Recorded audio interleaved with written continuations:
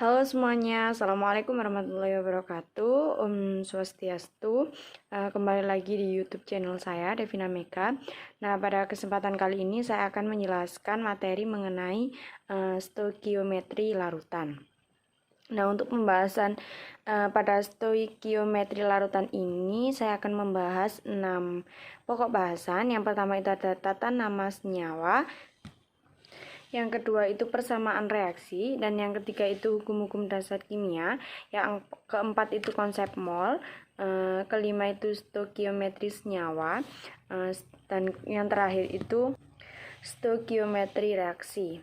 Nah, sebelum itu, di mana istilah stoikiometri ini berasal dari bahasa Yunani, yaitu dari kata stoicheion yang berarti itu unsur, dan metron yang berarti itu mengukur. Nah, jadi stoikiometri ini berarti perhitungan kimia seperti itu.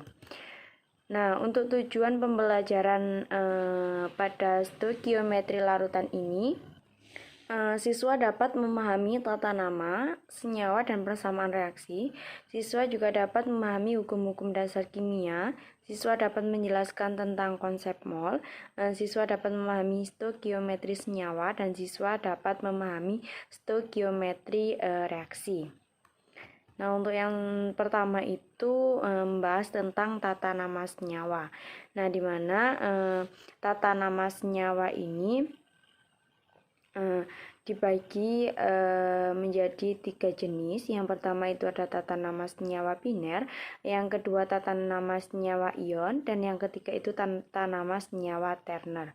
Nah, yang pertama ini yaitu tata nama senyawa biner. Nah, senyawa biner ini merupakan senyawa yang hanya terdiri dari 2 jenis unsur seperti air H2O, amonia NH3, dan metana CH4. Nah, yang pertama ada rumus senyawa. Nah, unsur yang terdapat terlebih dahulu dalam urutan berikut ditulis di depan: B, Si, C, S, As, P, NH, Si, Br, Cl, OF. Nah, rumus kimia amonia lazim itu ditulis sebagai NH3, bukan H3N seperti itu. Dan rumus kimia air yang lazim itu ditulis H2O, bukan OH2 seperti itu. Nah, yang kedua ini nama senyawa. Nama senyawa biner dari 2 jenis non-logam adalah rangkaian nama kedua jenis unsur dengan akhiran ida pada nama unsur kedua. Seperti contohnya ini HCl. Dan di sini akan ditulis dengan hidrogen klorida. Selanjutnya contohnya itu H2S, akan ditulis dengan hidrogen sulfida. Nah, di mana jika pasangan unsur yang bersenyawa membentuk lebih dari satu jenis senyawa, maka senyawa-senyawa tersebut dibedakan dengan menyebut angka indeks dalam bahasa Yunani. Nah, di mana angka indeksnya jika 1 itu mono, 2 itu di, 3 itu tri, 4 tetra, 5 penta, 6 heksa, 7 hepta, 8 okta, 9 nona, 10 deka. Nah, seperti itu. Nah, untuk indeks 1 itu tidak perlu disebutkan kecuali untuk karbon monoksida seperti itu ya. Nah, untuk selanjutnya itu senyawa umum. Nah, senyawa umum ini dikenal tidak perlu mengikuti aturan yang di atas atau nama indeks ya, seperti itu. Contohnya itu H2O air, NH3 amonia, CH4 metana. Nah, untuk tata nama senyawa yang kedua itu ada tata nama senyawa ion. Nah, senyawa ion ini terdiri atas suatu kation dan suatu anion. Nah, di mana kation umumnya adalah suatu ion logam, sedangkan anion dapat berupa anion non-logam atau suatu anion poliatom. Untuk yang pertama, rumus senyawanya, unsur logam ini ditulis di depan. Contohnya, rumus kimia natrium klorida itu ditulis dengan NaCl,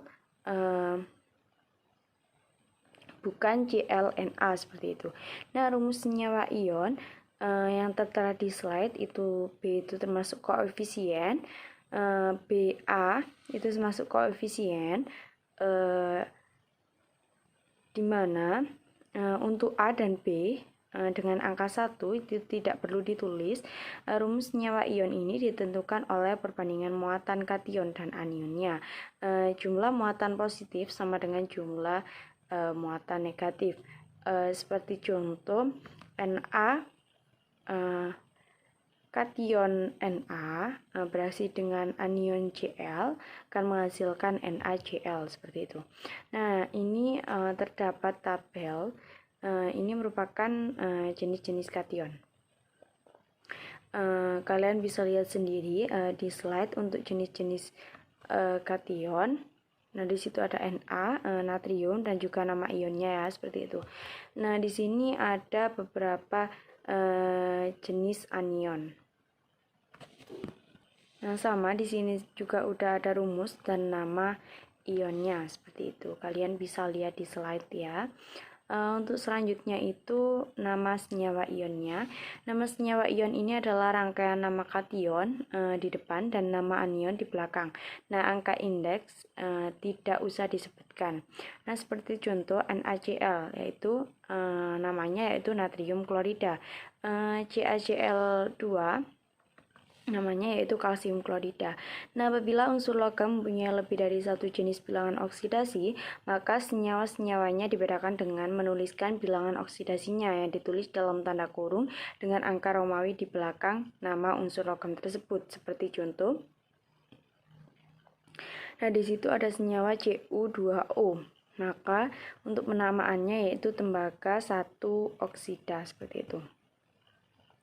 Nah, untuk yang selanjutnya tata nama yang ketiga yaitu tata nama senyawa terner.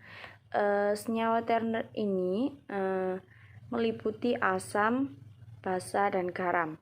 Nah, di mana asam, basa, dan garam ini merupakan 3 kelompok senyawa yang saling terkait satu dengan yang lain. Reaksi asam dan basa itu menghasilkan garam. Nah, untuk yang pertama itu ada tata nama senyawanya. Rumus asam terdiri atas atom hidrogen dan suatu anion yang disebut dengan sisa asam. Nah, di situ terdapat contoh H3PO3 akan menghasilkan 3H+ dengan PO4 3-, di mana 3H+ nya itu ion asam. Untuk PO4 3- itu anion sisa asam atau fosfat ya. Nah, di mana untuk H3PO3 ini nama asam disebut dengan asam fosfat. Nah, untuk tata nama yang kedua itu tata nama basa. Nah, pada umumnya basa adalah senyawa ion yang terdiri dari kation logam dari anion OH-. Nama senyawa basa sama dengan nama kationnya yang diikuti kata hidroksida. Contohnya seperti NaOH akan menghasilkan Na kation Na dengan anion OH,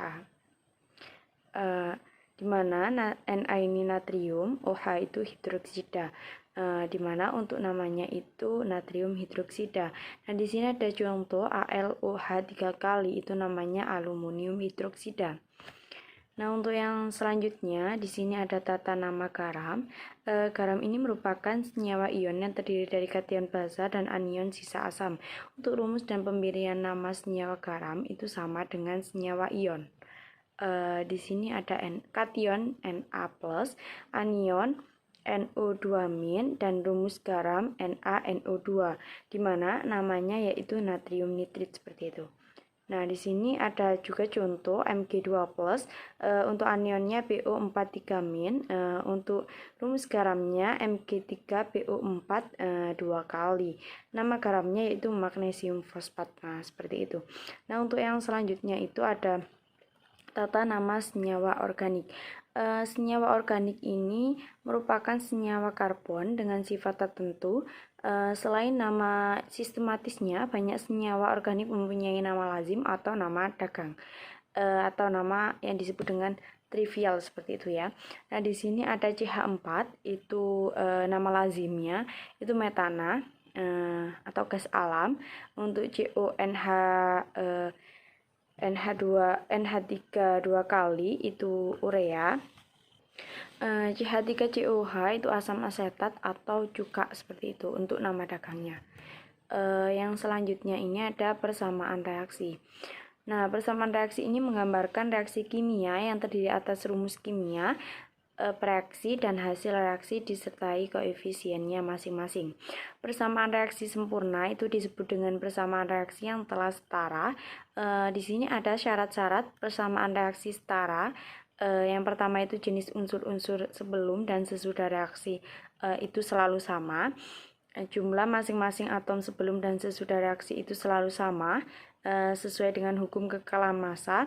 Yang ketiga itu perbandingan koefisien reaksi menyatakan perbandingan mol atau khusus yang berwujud gas. Perbandingan koefisien juga menyatakan perbandingan volume asalkan suhu dan tekanannya sama.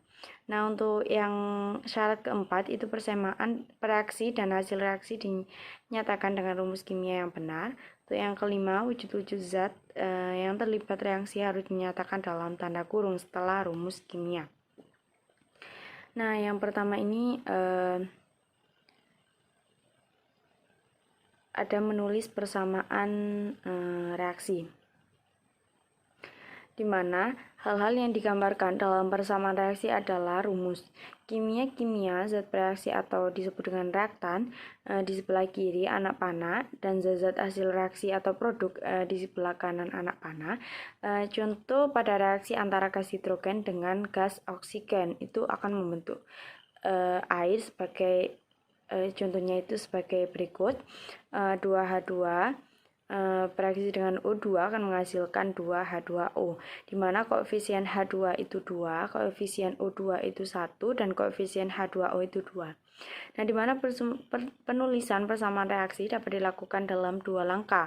Yang pertama itu menuliskan rumus kimia, zat-zat reaksi dan produk lengkap dengan keterangan tentang wujudnya. Yang kedua itu penyetaraan, yaitu memberi koefisien yang sesuai sehingga jumlah atom ruas kiri sama dengan jumlah atom ruas kanan, seperti itu. Nah, untuk yang selanjutnya itu ada penyetaraan persamaan reaksi. Nah, menyetarakan persamaan reaksi ini ada dua cara. Yang pertama ada cara langsung dan tidak langsung. Untuk yang cara langsung, reaksi antara gas hidrogen dan oksida menghasilkan air. Yang sudah saya sebutkan tadi, contohnya H2 bereaksi dengan O2 akan menghasilkan H2O, di mana atom H sama dengan 2, atom H sama dengan 2. Nah, di situ sudah sama. Nah, untuk atom O itu 2 dan atom O yang sebelah kanan itu 1. Nah, di mana itu tidak sama. Di mana yang sudah saya sebutkan tadi, bahwa atom H sebelah kiri dan kanan itu sama. Atom O di kiri ada 2, sedangkan di kanan ada 1. Atom O sebelah kiri dan kanan harus dibuat sama dengan mengalihkan setengah atom O di kiri, seperti yang tertera di slide. Nah, sekarang atom O di kiri dan kanan itu sudah sama. Agar koefisien tidak pecahan, maka itu dikalikan dengan 2. Semuanya itu dikalikan dengan 2, akan diperoleh persamaan reaksi yang setara, yaitu 2H2 bereaksi dengan O2 akan menghasilkan 2H2O. Nah, untuk cara tidak langsung ini, setarakan reaksi kimia antara aluminium 3 sulfat dengan kalsium klorida menghasilkan aluminium 3 klorida dan kalsium sulfat. Untuk reaksinya itu kalian bisa lihat di slide. Untuk yang pertama menyelesaikannya, misalkan masing-masing koefisien itu kita berikan huruf. Misal A, B, C, D itu merupakan koefisien, mengubah jumlah atom menjadi persamaan matematika. Nah, jumlah atom Al itu 2A sama dengan 1C, itu persamaan yang pertama. Untuk persamaan kedua itu jumlah atom S 3A sama dengan 1D. Untuk persamaan ketiga 12A sama dengan 4D. Untuk persamaan keempat 1B sama dengan 1D. Untuk persamaan kelima 2B sama dengan 3C. Nah, di mana setara yang penyelesaian yang kedua, misalkan salah satu koefisien huruf dengan angka 1 yang dimisalkan merupakan senyawa yang paling kompleks. Nah, apabila dengan angka 1 reaksi tidak dapat disetarakan, maka gunakan angka selanjutnya, yaitu 2, 3, 4, dan seterusnya, seperti itu. Pada reaksi di atas, Al2SO4 3 kali itu merupakan senyawa paling kompleks, sehingga koefisiennya itu dimisalkan 1. A sama dengan 1, seperti itu. Nah, untuk cara yang ketiga itu menghitung harga B, C, dan D dengan persamaan matematika.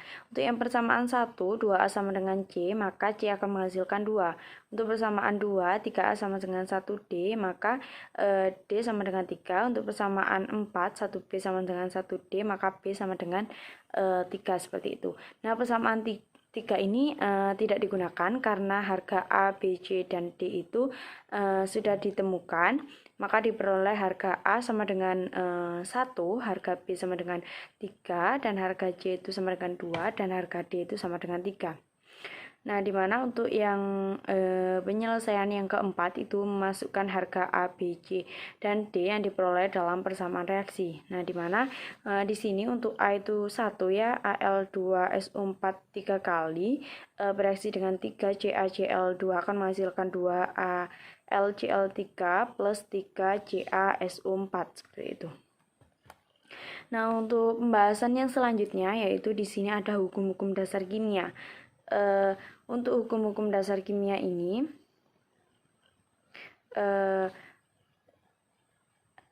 dibagi terdiri dari 5 hukum. Yang pertama ada hukum kekekalan massa atau disebut dengan hukum Lavoisier. Yang kedua hukum perbandingan tetap atau hukum Proust. Yang ketiga yaitu hukum kelipatan perbandingan atau hukum Dalton. Yang keempat itu hukum perbandingan volume atau hukum Gay-Lussac. Yang terakhir itu ada hukum Avogadro. Nah, untuk yang pertama itu ada hukum kekekalan massa atau hukum Lavoisier. Nah, menurut Antoine Laurent Lavoisier itu menyatakan bahwa di dalam suatu reaksi kimia massa zat sebelum dan sesudah reaksi adalah sama. Seperti contohnya H2 plus U2 akan menghasilkan H2O, di mana H2 ini massanya 2 gram dan U2 ini 16 gram akan menghasilkan 18 gram, seperti itu. Nah, untuk yang selanjutnya ini ada hukum perbandingan tetap atau hukum Proust, seperti itu ya, di mana Joseph Louis Proust tahun 1754 sampai 1826 dari Prancis itu mengemukakan bahwa perbandingan massa unsur-unsur dalam suatu senyawa adalah tetap. Seperti contoh H2O memiliki perbandingan massa yaitu massa hidrogen banding dengan massa oksigen 1:8, di mana 2ARH banding 1ARO sama dengan 2:16, yaitu 1:8, seperti itu. Nah, untuk yang selanjutnya itu ada hukum kelipatan perbandingan atau hukum Dalton, seperti itu. Nah, di mana John Dalton itu menyatakan bahwa jika dua buah jenis senyawa unsur bergabung membentuk lebih dari satu senyawa, dan jika massa salah satu unsur dalam senyawa tersebut sama, sedangkan massa unsur lainnya itu berbeda, maka perbandingan massa lainnya dalam senyawa tersebut merupakan bilangan bulat atau dan sederhana, seperti itu. Nah, untuk yang selanjutnya itu ada hukum kelipatan perbandingan. Untuk contohnya, mohon maaf ya, untuk contohnya di situ ada jenis senyawa, massa nitrogen yang direaksikan, massa oksigen yang direaksikan, dan massa senyawa. Jenis senyawanya itu ada NO dan NO2. Nah, di mana perbandingan oksigen dalam senyawa NO2 dan NO adalah 2:1. Nah, untuk yang selanjutnya itu ada hukum perbandingan volume atau Gay-Lussac. Joseph Louis Gay-Lussac itu menyatakan bahwa pada suhu dan tekanan yang sama, volume gas-gas yang bereaksi dan volume gas-gas hasil reaksi itu berbanding sebagai bilangan bulat dan sederhana. Nah, di mana untuk contohnya 2H2 bereaksi dengan O2 akan menghasilkan 2H2O, di mana di situ ada perbandingan 2:1:2. Untuk 10 yang 2H2O itu 10 liter, O2 itu 5 liter, dan 2H2O itu 10 liter. Begitupun juga seterusnya. Yang selanjutnya itu ada hukum Avogadro. Hukum Avogadro ini menyatakan bahwa pada temperatur dan tekanan yang sama, semua gas pada volume yang sama mengandung jumlah molekul yang sama juga. Pada hukum Avogadro ini berlaku hubungan volume gas X dibagi volume gas Y sama dengan mol gas X per mol gas Y sama dengan koefisien gas X dibagi koefisien gas Y. Contohnya, pada suhu dan tekanan tertentu, gas H2 bereaksi dengan gas N2 membentuk gas NH3. Jika gas hidrogen yang bereaksi sebanyak 7,525 kali 10 pangkat 22, maka di mana di sini untuk H3 plus 3N2 menghasilkan 2NH3 itu perbandingan 1:3:2. Nah, jumlah NH3 yang terbentuk ini 5,02 kali 10 pangkat 22 molekul. Nah, untuk pembahasan yang selanjutnya yaitu konsep mol. Untuk konsep mol ini, di mana mol ini merupakan suatu yang menyatakan jumlah partikel yang terkandung dalam jumlah zat yang jumlahnya sama dengan banyaknya atom dalam 12 gram C12. Nah, di sini konsep mol, massa satu atom C12 itu 1,99268 kali 10 pangkat 23 dalam 12 gram atom C12. Nah, terdapat di situ 12 dibagi 1 dibagi C12 itu akan menghasilkan 6,2 kali 10 pangkat 23. Nah, jadi tetapan Avogadro ini 6,02 kali 10 pangkat 23. Nah, di sini terdapat konsep mol atau yang berhubungan. Ini merupakan gambar di situ terdapat jumlah mol. Nah, apabila molaritas maka menggunakan rumus M sama dengan N per V. Apabila massa menggunakan M sama dengan N kali AR atau M sama dengan N kali MR. Untuk jumlah partikel X sama dengan N kali 6,02 kali 10 pangkat 23. Untuk volume gas V sama dengan N kali 22,4 liter dalam keadaan STP.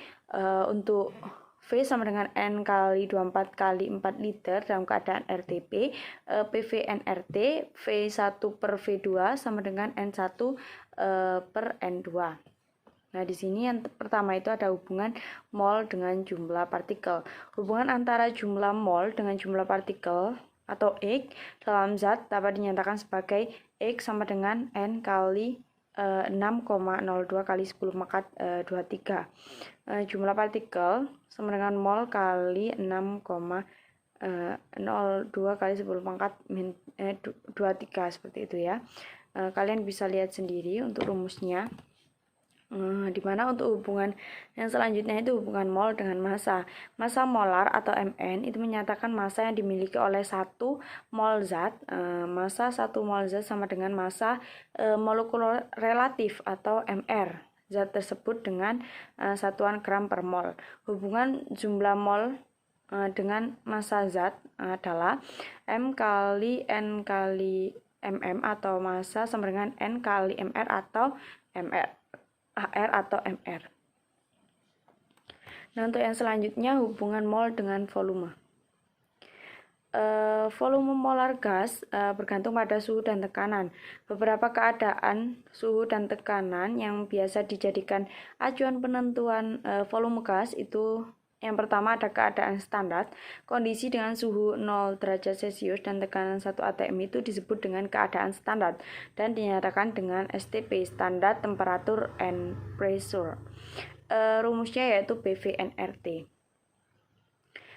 Di mana yang sudah saya jelaskan tadi yang di atas itu PV-nRT per P. Nah, di mana V-nya itu 22,4 liter. Nah, untuk selanjutnya dalam keadaan kamar.